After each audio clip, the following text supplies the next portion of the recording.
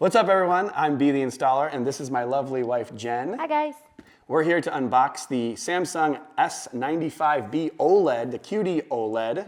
That's B like B the Installer. And this is not the typical 85-inch TV that we're used to. It's a 65-inch. They only make 65 and 55s. It's so cute, it's tiny. Just a little baby TV. So we're gonna get into this, we're gonna unbox it. I've never seen this TV before, so I'm super excited to get a new TV in here that I've never experienced. And we're gonna compare it to a 65-inch Sony A90J Master Series OLED and give a fair assessment of, is this TV better than that? Because that's my favorite TV. Definitely smash the like button when you find the video useful and subscribe and ring the notification bell. And if you're interested in other consumer products, we've got a new channel called Be the Consumer. We'll link the video to the Tesla Model Y Performance. So check that out and other kinds of consumer electronics. And let me know in the comments, are you gonna be going for a QD-OLED this year? It's new tech, only 65 and 55 inch. Or are you gonna go for one of the bigger TVs like we normally unbox, an OLED or a QLED? Let me know in the comments. Well, let's get into it, I'm excited. Okay, Jen, here we go. You gonna do the honors? Yeah. All right. I've had a lot of experience with Amazon boxes, so I'm good at opening stuff. So far, so good. Whoops, just kidding.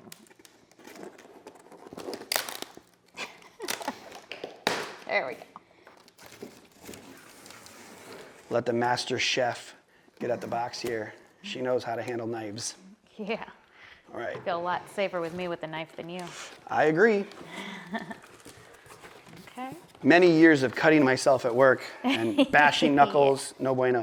All right, what do you got there? Let's see. Okay, so first we have the quick setup guide, which we all know what B feels about that. Next up, looks like we've got the remote and cords, all that good stuff. And let's see, what else? Oh, looks like part of a stand. So nice and light, very low profile. More stand and...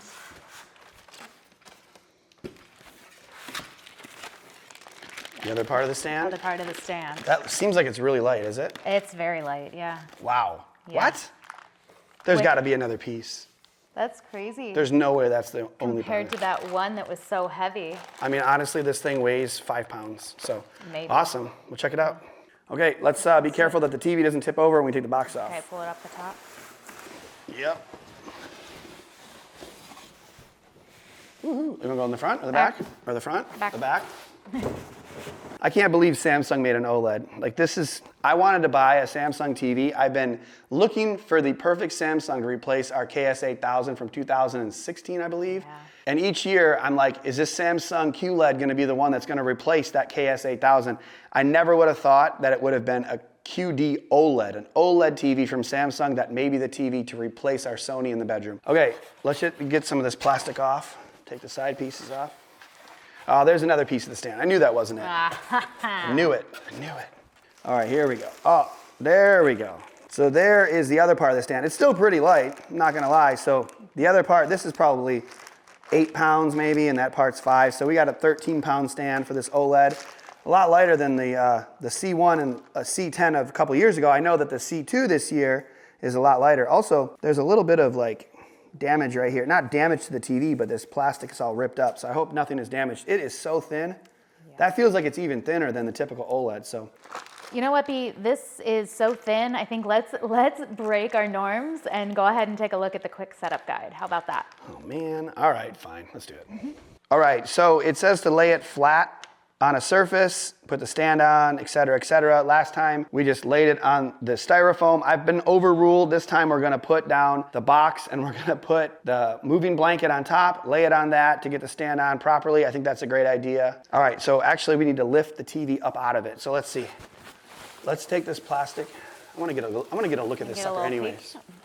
Wow. See what's under the hood? Yeah, careful. That thing is gonna tip. Oh, you're holding it a little bit. I got you. Yeah, I'm holding it. Yeah, I mean, it is pretty cool looking. It doesn't even seem like it's a 65. It looks tiny, but maybe that's because we've had 85-inch, 83-inch TVs in here. Yeah. Let's grab it right back here. Yeah. Shake that off. Okay. Let's go ahead and lay it flat. It's so much easier because it's smaller. I know, it's so tiny. So we have 4 pieces. We have the back plate, the bottom plate, and there's two pieces that go over your HDMI ports and all that. So we'll move those out of the way, and we're gonna take these two pieces apart, slam them together, and then just, it snaps in place. So why don't you get that one, I'll get this one. Sure. Oh man, you smoked me. Yep. And your bag's in one piece there. Mine's all tore apart. All right, we need a Phillips screwdriver, I think. All right, so we have the stand, this plastic piece here. Slide this over and then put the 4 screws in, and then we put that on the TV. There you go. Thank you, thank you. You're welcome. Fire these bad boys in there and move on. Okay, so these clips here we pop down because I think you just set it on there and then clip these on, so let's go ahead and do that now. All right, set it on there. Slide it up. You want to just pop those over? Nice. That's it. And then there's a piece of plastic that goes over here to make it look nice, but we're going to need to run the HDMI cords through, power cord through. So let's back this up and stand it up and see how cool it looks. So let's stand this sucker up. Bit back. Awesome. All right, let's get this out of the way. We're going to put the entertainment center back up here, stand it up, fire this puppy up, and see what it looks like. Let's do it. All right. Let's put this thing up. We got both of the entertainment centers. We had one, the TV was too big. We got 2 of them. TV's probably too small. Let's set it up there and see. Ready? Let's do it. All right. You got it. All right. Set it So up. light. Bringing it down there. There we go. Woo! Looks pretty good. All right, Jen, do you want to do the honors of pulling the plastic off? Happy to.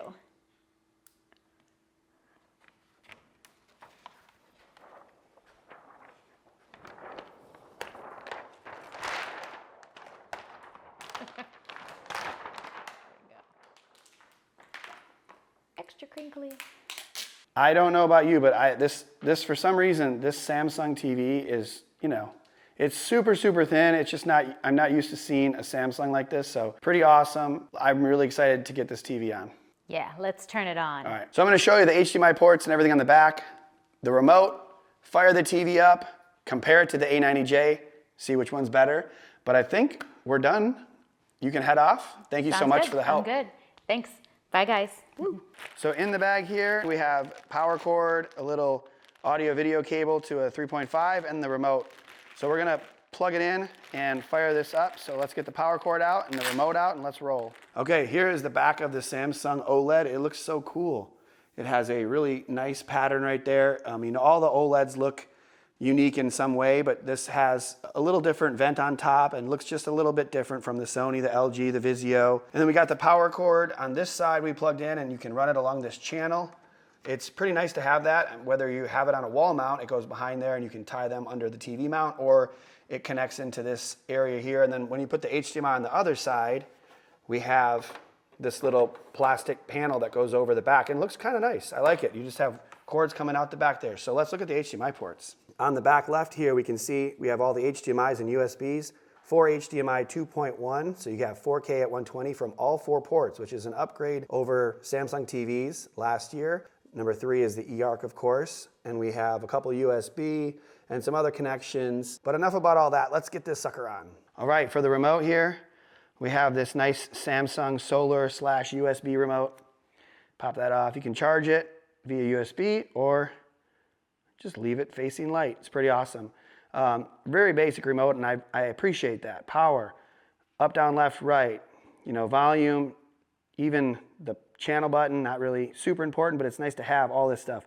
And then you have the Netflix, Samsung Plus, Prime, and Disney Plus back and home buttons. So very straightforward remote, and it's not backlit, but I like it nonetheless. Let's go ahead and fire this TV up.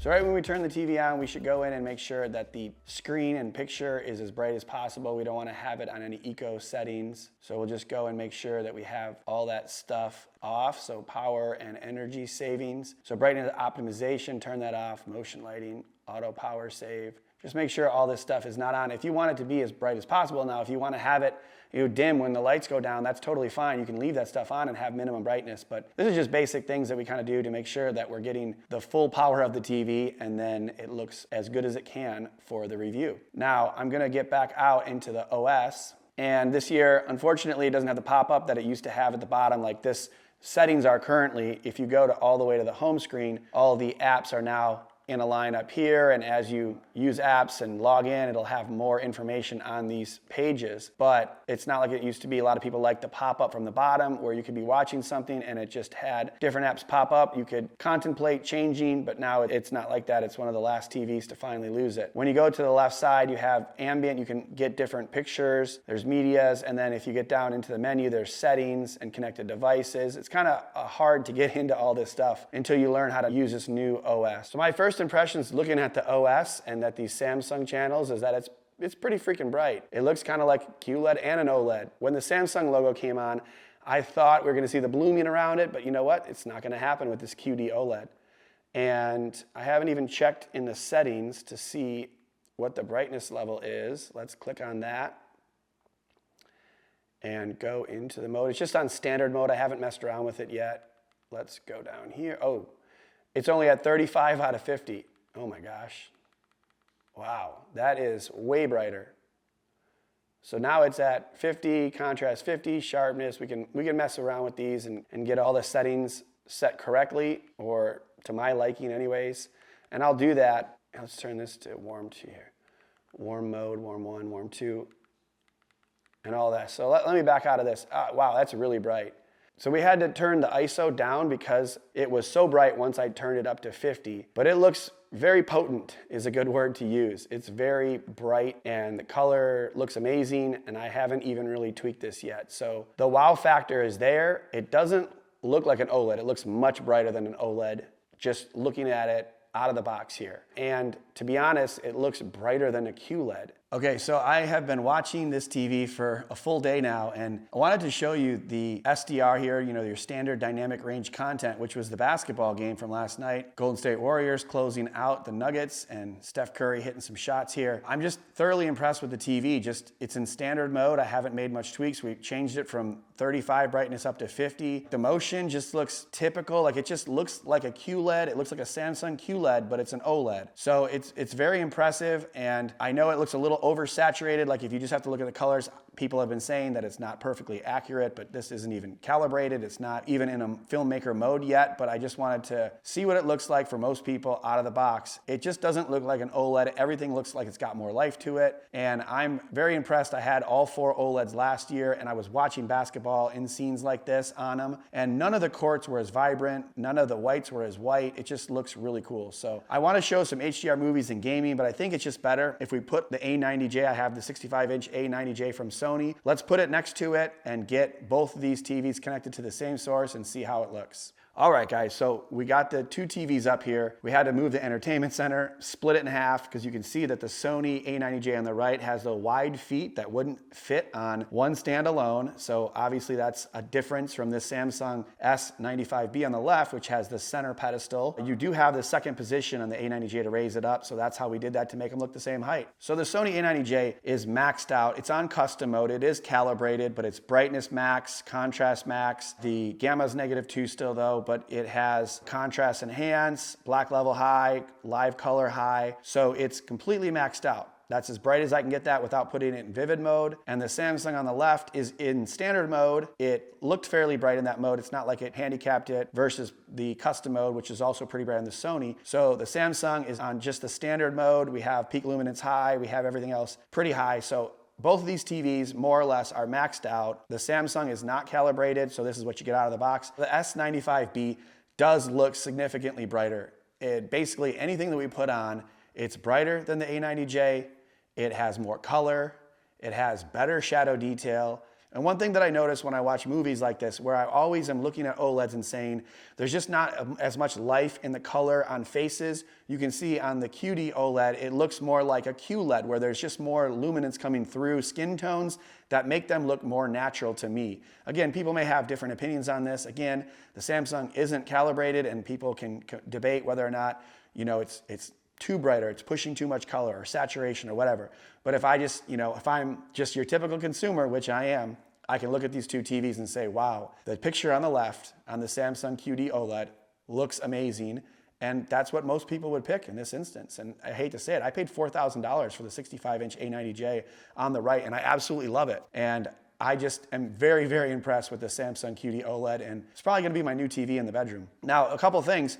The speakers on the QD-OLED on the Samsung, they don't sound too bad, even though they're downward facing. You actually get pretty decent sound. I watched a basketball game on it, sounded great. And the other thing is that you can shine a light on these two TVs and see that the Samsung has definitely better anti-reflective properties. It just knocks down the light better. It really does. So it's brighter, it looks more vibrant, it has better anti-reflective properties, and I checked the screen uniformity and that looks good too. Let me go and do a little test on that. So I wanted to throw modern-wise, I love this hockey test to show you that, the screen uniformity on the QD-OLED looks great. It's not 100% perfect. I see a really, really faint line on the left. I don't think anyone else would see that. But on the Sony, which I've had, I've had that for a year now, I can see some vertical banding on it. I mean, it's not bad.